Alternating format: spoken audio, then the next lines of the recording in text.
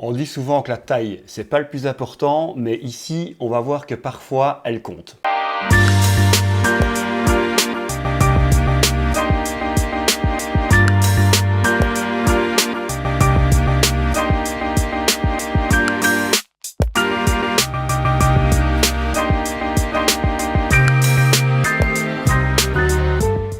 Salut à tous, je suis ravi, encore une fois, toujours, de vous retrouver pour cette nouvelle vidéo. J'espère que vous allez bien. Pour rappel, je m'appelle Karim, je suis photographe de portrait et de mode et j'expose mon travail sur le compte Instagram EKS Création. Le lien de mon compte Instagram est juste ici en bas de la vidéo.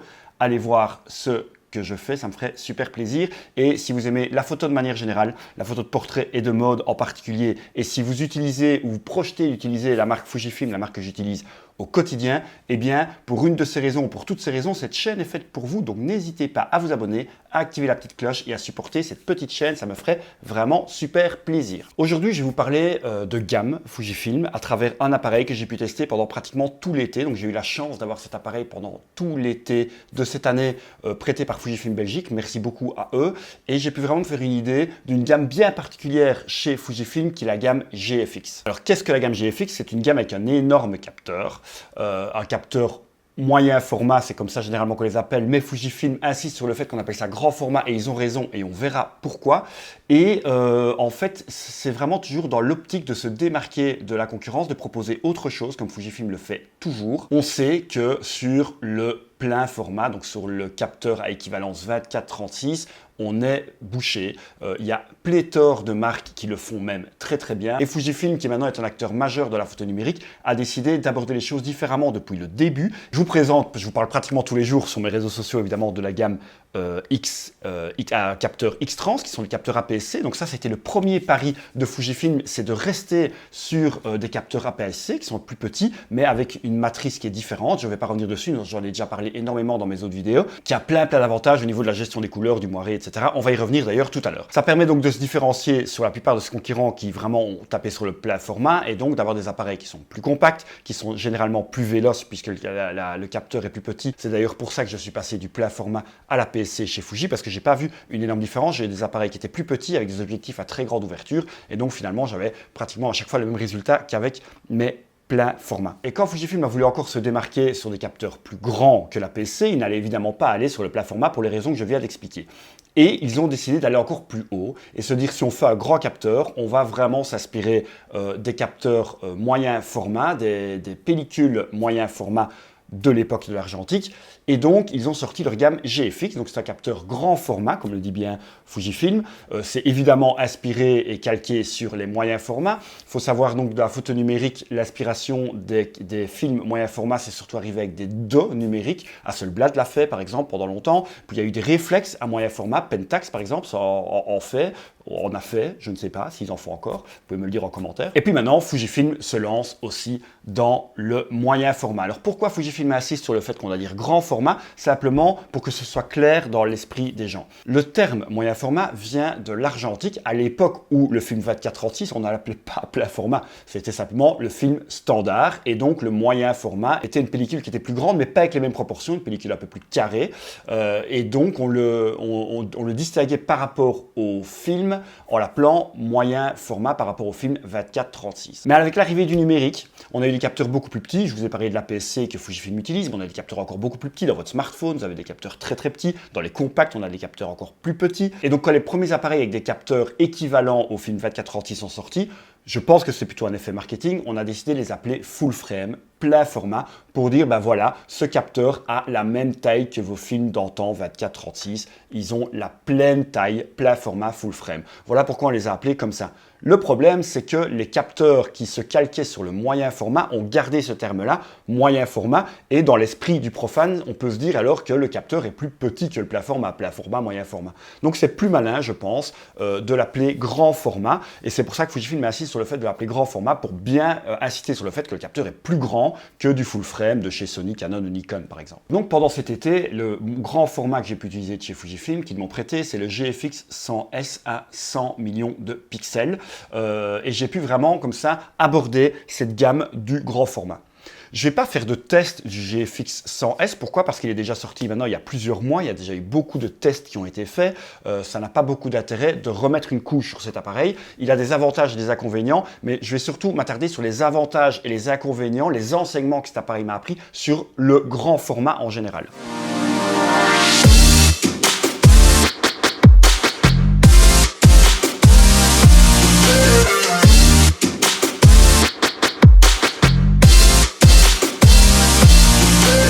Je vais quand même vous montrer l'ergonomie de l'appareil parce que ça traduit bien l'ergonomie de la gamme GFX. On va voir qu'il y a une petite différence avec la gamme X à capteur APS-C. Donc le voici, ce beau Fujifilm GFX 100S. Il est un peu plus gros qu'un X-T4, il est plus lourd qu'un X-T4, il fait 1400 grammes, donc 1,4 kg, donc il est bien plus lourd qu'un X-T4 et il est beaucoup plus épais également. Mais c'est quand même une prouesse technique parce que pour avoir un capteur grand format avec un appareil aussi compact, d'ailleurs son prédécesseur, le GFX 100 tout court, était beaucoup plus gros, ils ont réussi vraiment à le réduire en gardant les mêmes caractéristiques techniques. Donc on a vraiment un appareil qui se tient dans la main, qui est vraiment nomade, donc c'est ça qui est dingue.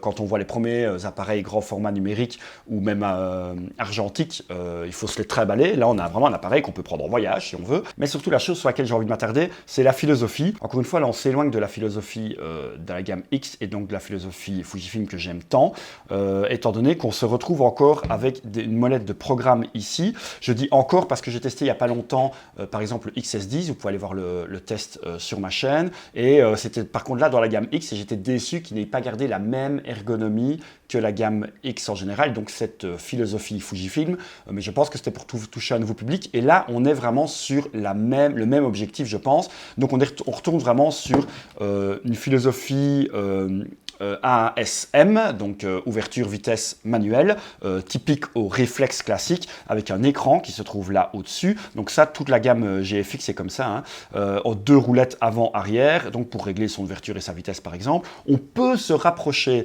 de la gamme X en changeant l'écran ici et en lui mettant par exemple une fausse roulette, qui sera par exemple la roulette de vitesse si vous voulez. Ça, c'est possible à faire, mais on n'aura quand même pas les 2 roulettes exposition et vitesse comme on trouve sur la gamme X à capteur APS-C. À l'arrière, écran orientable, voilà. Je ne vais pas revenir sur les avantages et les inconvénients de l'ergonomie, c'est juste que je trouve dommage de ne pas retrouver vraiment l'ergonomie qui fait vraiment la saveur de Fujifilm, cette ergonomie qui est très argentique, on ne le retrouve pas là.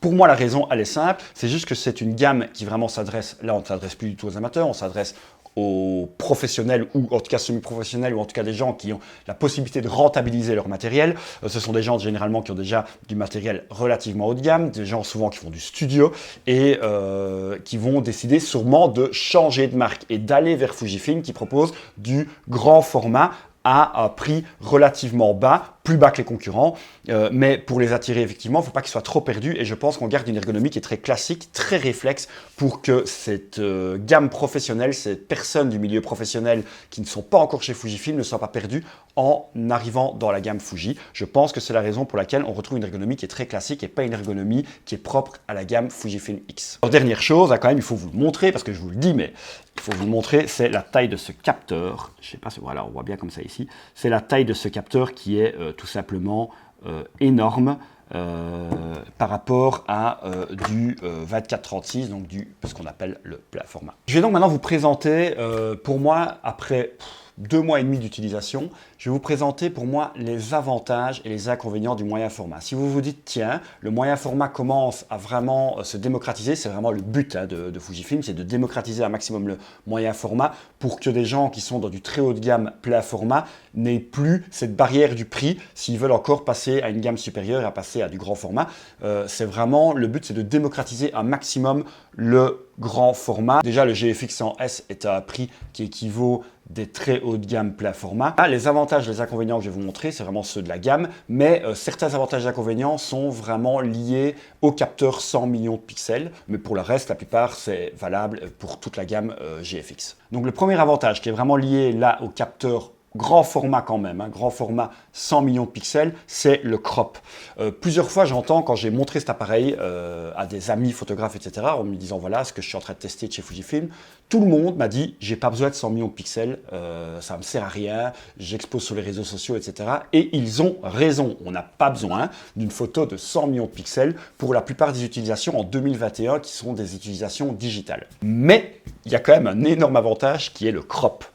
En effet, pratiquement dans toutes mes utilisations pendant les 2 mois et demi, j'étais content d'avoir des photos de 100 millions de pixels pour pouvoir les cropper à mon aise. Quand j'ai compris l'avantage du 100 millions de pixels, j'ai cadré totalement différemment pendant mes shootings quand je l'utilisais. Je n'avais pas peur d'avoir du déchet, je n'avais pas peur de cadrer trop large pour être sûr d'avoir tout ce que je voulais sur ma photo et recropper sans perdre aucune qualité. Bon, évidemment, il faut être sûr d'avoir bien réussi sa mise au point. On est bien d'accord. Sinon, on peut cropper tant qu'on veut. On aura une grosse résolution, mais on aura une mise au point qui est ratée. Ça n'a pas d'intérêt. Mais si la mise au point est réussie, je vous assure que là, le crop, il est magique et ça permet vraiment d'aller chercher juste la partie de la photo qu'on veut tout en gardant une photo qui est exploitable et professionnelle. Et donc, comme je vous le disais, ça m'a servi dans tous les domaines. Ça me sert dans mes photos de mode. Donc, comme vous le savez, je travaille pour des enseignes de prêt-à-porter, dont une très grande enseigne de prêt-à-porter. Et quand je fais des shootings marketing, on monte d'abord la tenue en entier et puis on montre les détails et les accessoires, le sac, ceinture, chaussures, etc. Je peux me permettre, imaginons que je ne sois pas content par exemple de ma photo du sac ou que je n'ai pas le temps de réaliser tous les détails, j'ai régulièrement recroppé sur la photo pour aller rechercher juste le sac par exemple. Pour autant, évidemment que la mise au point était bien faite, je le rappelle. Ça m'est arrivé également en mariage. J'ai eu la chance de réaliser 2 mariages avec ce GFX 100S. Il y a parfois des photos de couple ou les photos des mariés que je trouvais plus jolies si on était plus en close-up, si vraiment on resserrait plutôt sur leur visage alors qu'à la base je les avais pris en plat-pied par exemple. Je l'ai fait 2 fois et effectivement la photo elle est totalement exploitable, elle est totalement imprimable, on garde une résolution qui est plus qu'acceptable et donc ça m'a permis vraiment d'aller rechercher parfois des émotions sur les visages, etc., de recropper vraiment très fort, chose que j'aurais jamais osé faire avec mon X-T4 et donc voilà, là ça permet vraiment de le faire. Et aussi, j'ai eu la chance de pouvoir couvrir avec mon X-T4 bien entendu, mais avec le GFX 100S, le festival de Ronquière qui était le seul vrai festival grandeur nature pendant cette période Covid, post-Covid, où là on avait vraiment 35 000 personnes, c'était vraiment un festival comme dans le monde d'avant et donc le front stage est énorme, on est vraiment assez loin des artistes en bas de la scène. Donc effectivement, j'avais mon X-T4 avec des téléobjectifs et le facteur de multiplication qui est vraiment très très intéressant sur la PSC, je n'y reviens pas. Mais j'avais également le GFX 100S, et alors comme on peut le voir ici, le seul objectif que Fujifilm Belgique m'a prêté, c'est le 35 mm 3.5.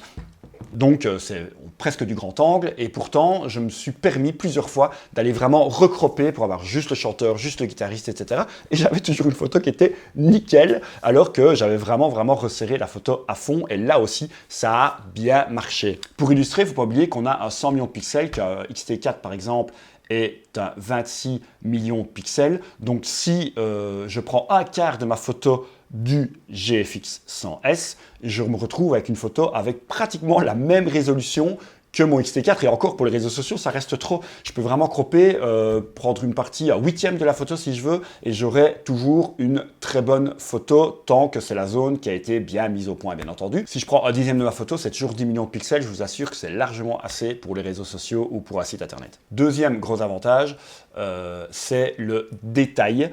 Vraiment, cette taille de capteur et cette résolution permet vraiment d'avoir un détail qui est dingue. Je pense que même les 50 millions de pixels sur cette taille de capteur, je ne les ai pas testés, mais ça doit être aussi assez fabuleux. Et bien, ça m'a permis vraiment d'avoir des détails vraiment très poussé. Ça m'a permis vraiment de faire une retouche de peau, par exemple, quand je faisais vraiment un portrait visage assez serré, une retouche de peau qui reste énormément naturelle, puisque j'enlève les petits défauts sans devoir trop lisser ma peau, et donc je garde une peau qui est hyper naturelle, mais sans défaut, et ça c'est vraiment grâce à une résolution qui est très élevée. Il arrive parfois, si j'ai pas cadré assez serré sur le X-T4 et que je dois retoucher certains défauts de la peau, il faut vraiment que je fasse très attention pour ne pas avoir un effet de lissage. Avec 100 millions de pixels sur une taille de capteur comme ça, je peux vous vous assurer que le détail il est juste dingue. Et donc ça permet vraiment d'aller retoucher des petits détails dans la peau, dans les yeux, etc. tout en gardant vraiment un effet qui est hyper naturel. Ça, c'était à bonheur également. Les deux autres avantages qui vont suivre, vraiment là, sont 100% communs à toute la gamme des grands formats de chez Fujifilm, toute la gamme GFX, puisque la résolution joue beaucoup moins dans ces facteurs-là. La première chose, c'est l'avantage et la qualité de cet appareil dans les basses lumières. Mais je veux d'abord préciser quelque chose. Ne croyez pas que parce que vous avez un grand format, vous allez avoir une montée en ISO moins rapide. Non. Tout dépend toujours de votre objectif. Là, j'avais un objectif, par exemple, ici, qui ouvre en 3.5. Donc, moi, j'ai l'habitude d'objectifs beaucoup plus lumineux. Et il fait rentrer la même quantité de lumière vers mon capteur que n'importe quel objectif 3.5, quelle que soit la taille du capteur. Ça, c'est très important à savoir. Donc, dans des conditions où mon X-T4 monte en 3200 ISO, dans les mêmes conditions, le GFX 100 ou n'importe quelle gamme de la gamme GFX a la même ouverture et la même vitesse, au même paramètre, va monter en ISO de la même manière. S'il doit monter en 3200 ISO l'X-T4, celui-ci montera en 3200 ISO. Mais la taille du capteur change énormément les choses. Et on va avoir des photos qui sont beaucoup plus exploitables dans des hautes montées ISO. Jusqu'à 6400 ISO, vous avez, en tout cas ici sur l'appareil que j'ai eu en test, des photos qui sont parfaites, exploitables de manière professionnelle sans aucun souci.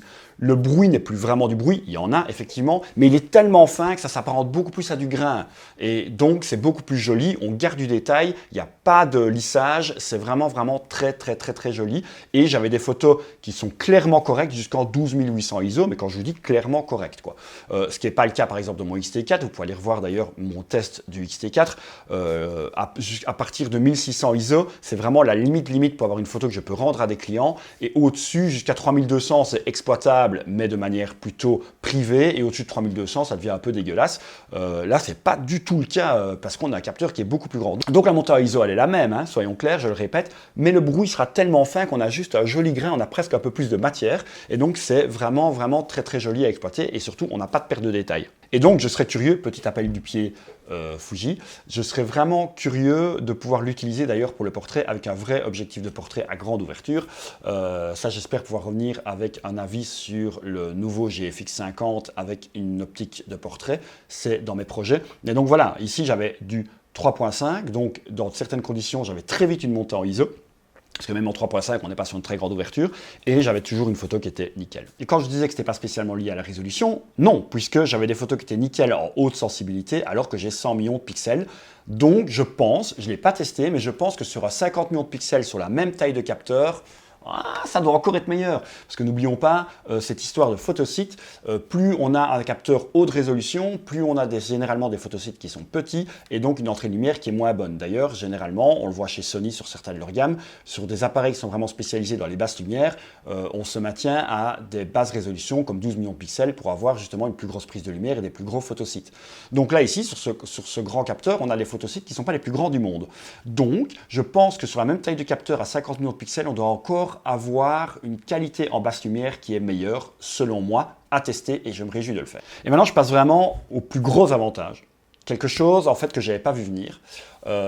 C'est vraiment, pour moi, la chose qui m'a le plus plu, et d'ailleurs qui me dit que je vais certainement investir dans un grand format chez Fujifilm, c'est la plage dynamique. Quand je suis passé du plein format à l'APS-C, donc quand j'ai quitté Canon pour aller chez Fujifilm, je n'ai pas eu l'impression de perdre en plage dynamique. Les capteurs sont tellement bons chez Fujifilm que la différence APS-C plein format, j'ai pas vraiment eu l'impression d'avoir une moins bonne plage dynamique. Alors pour rappel, la plage dynamique, ça permet en fait d'avoir beaucoup plus d'informations sur un spectre beaucoup plus large au niveau lumière et couleur.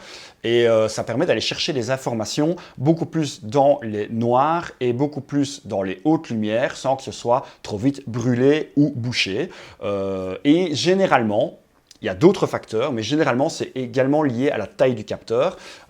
Donc, on peut estimer que dans la plupart des cas, les capteurs plein format ont une meilleure plage dynamique que les APS-C, mais sur le capteur X-Trans, j'ai pas vraiment repéré de problème de plage dynamique entre les capteurs X-Trans de chez Fujifilm et les plein format qui sont pour le moment sur le marché à matrice Bayer. Mais là, c'est une claque. J'ai vraiment vu sur le grand format une énorme différence de plage dynamique, un gain énorme même par rapport au plein format que j'avais pu utiliser au précédemment. J'ai pu vraiment faire des photos dans des conditions beaucoup plus difficiles, dans des conditions beaucoup plus contrastées, avec un soleil qui s'y prêtait beaucoup moins. Je dois réaliser des shootings marketing régulièrement et très vite.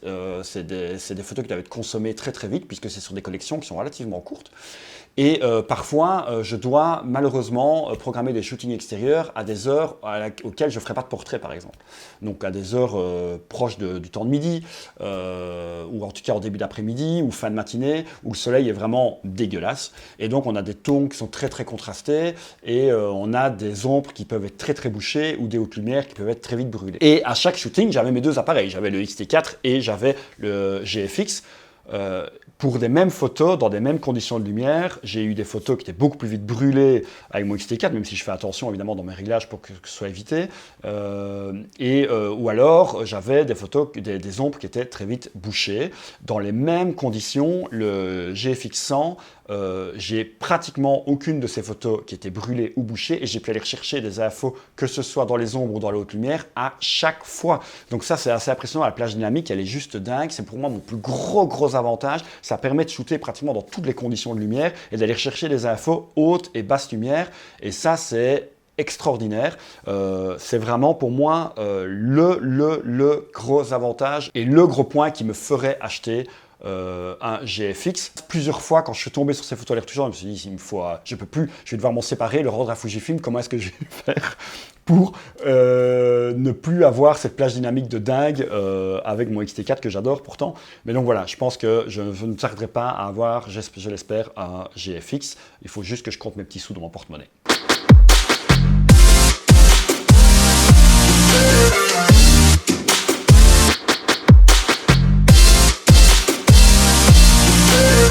Maintenant, on va passer aux inconvénients de cette gamme, parce qu'il y en a. Tout n'est pas parfait, ça va s'améliorer au fur et à mesure du temps, je pense, mais bien que ces inconvénients-là, je pense qu'on les aura, c'est inhérent vraiment à la gamme, et je pense qu'on les aura toujours et on doit faire avec. Bon, la première chose, là par contre, je pense que ça peut se régler quand même au fur et à mesure de l'avancée technologique, c'est la vélocité, surtout de l'AF, donc sa précision et sa vitesse de mise au point.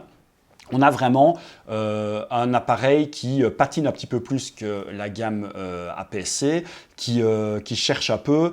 La mise au point est bonne, hein, mais je me suis tellement habitué avec mon X-T4 à une mise au point hyper véloce et tellement précise que parfois j'ai eu des photos ratées où il tapait à côté, ou parfois je déclenchais un peu vite parce que je pensais que la mise au point était faite tellement j'avais l'expérience de mon X-T4 où ça marchait d'équerre. Et ici, on a vraiment parfois un petit moment d'hésitation, c'est un petit peu plus lent, c'est un gros diesel. Et donc on le sent vraiment là, mais on a un capteur qui est tellement grand qu'on a évidemment une zone de mise au point qui est beaucoup plus importante, et on sent vraiment que le processeur a un petit peu de mal à le gérer. Il ne faut pas oublier que c'est le même processeur que dans un X-T4 et que ce même processeur, il ne gère pas la même manière de mise au point sur un capteur APS-C ou sur un capteur grand format, ça c'est garanti, et on le sent vraiment. Donc pour du portrait c'est parfait, pour du mariage dans certaines circonstances ça va, mais j'ai eu un peu plus de mal par exemple à la sortie des mariés de l'église avec le riz.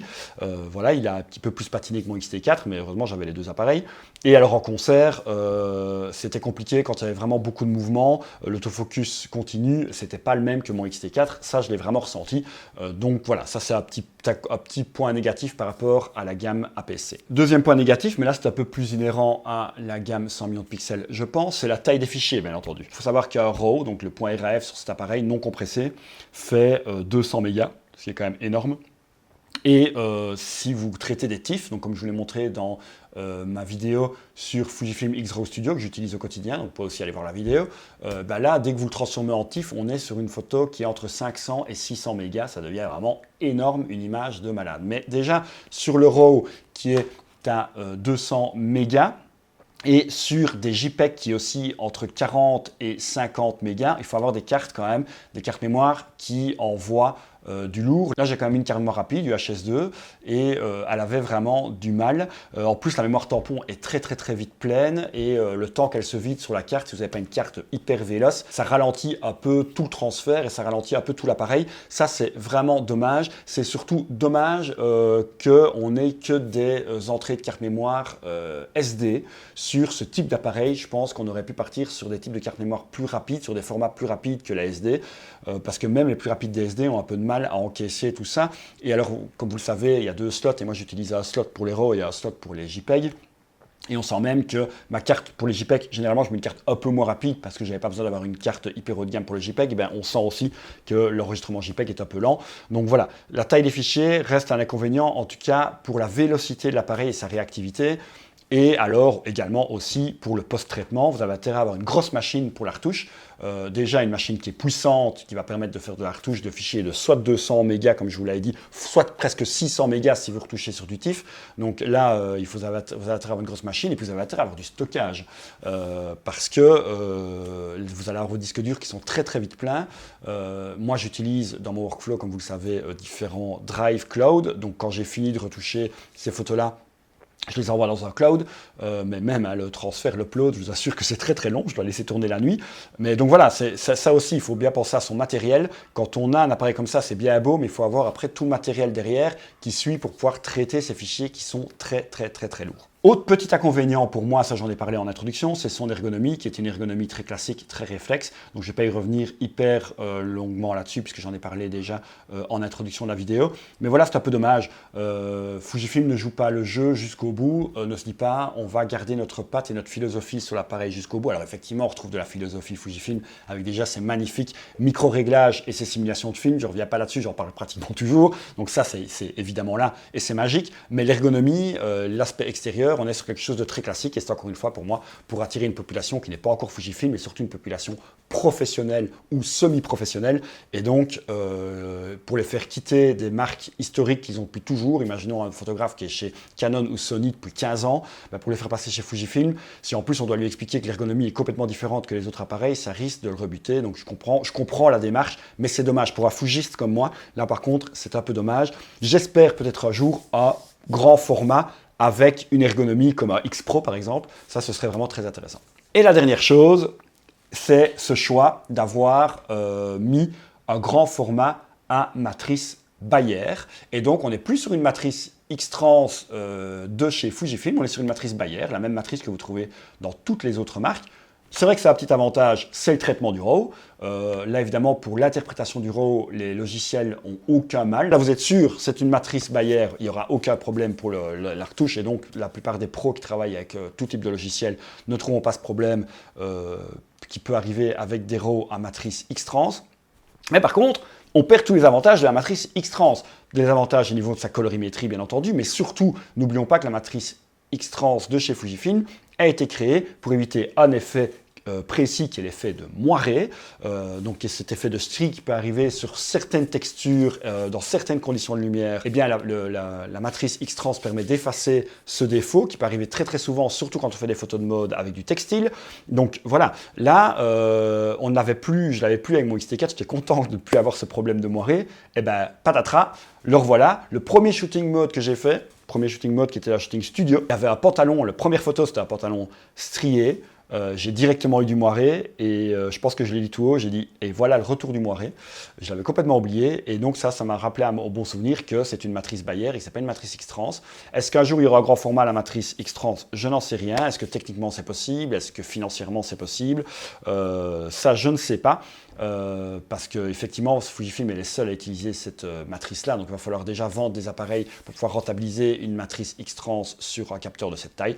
Donc voilà, c'est certainement pour ça, pour une question de coût et de faisabilité, que ce n'est pas encore le cas. Mais voilà, le retour du moiré, on l'a, et ça c'est un petit inconvénient pour moi.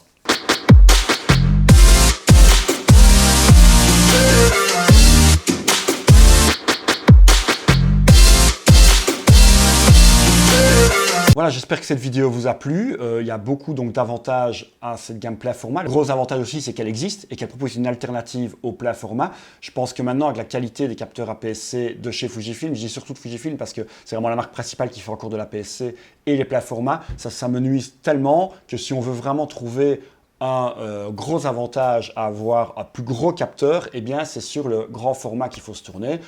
Chez Fujifilm, moi je pense, parce que en tout cas c'est ce que j'ai utilisé. Il y a d'autres marques qui font du grand format et je vous invite peut-être à les essayer. Hein. Mais en tout cas, là pour la gamme Fujifilm que j'ai pu tester, c'est un gros cap et surtout au niveau de la plage dynamique, je le répète, c'est un truc de dingue. Si vous voulez du grand capteur, du grand format, avoir une super plage dynamique, eh bien maintenant ça devient de plus en plus abordable. Je vous invite aussi à aller voir un peu les reviews sur le GFX 50S2. Il y a mon camarade Pierre Boisseau qui a fait une très très belle review dessus. Je vous invite à aller la voir et j'espère pouvoir le faire aussi plus axé portrait dans ce cas-là, mais en tout cas voilà, si vous voulez avoir une idée, vous pouvez déjà aller voir sa vidéo sur le GFX 50 S2. Là, on est vraiment en train de vivre une mini révolution dans le milieu du numérique grâce à Fujifilm avec des grands formats de plus en plus abordables et qui vont venir vraiment titiller de plus en plus les hauts de gamme plat format. Je vous dis encore une fois merci, n'hésitez pas à me poster en commentaire ce que vous avez pensé de cette vidéo, n'hésitez pas à abuser les pouces bleus, à partager cette vidéo, ça ferait aussi super plaisir, et surtout à vous abonner si ce n'est pas encore fait. Il y a d'autres vidéos qui arrivent sur Fujifilm, mais pas que, j'ai aussi des petits trucs et astuces au niveau de la retouche qui vont arriver, donc n'hésitez pas à vous abonner si ce n'est pas encore fait, et activer la petite cloche bien entendu. Ravi de vous avoir retrouvé encore une fois, et à bientôt, salut.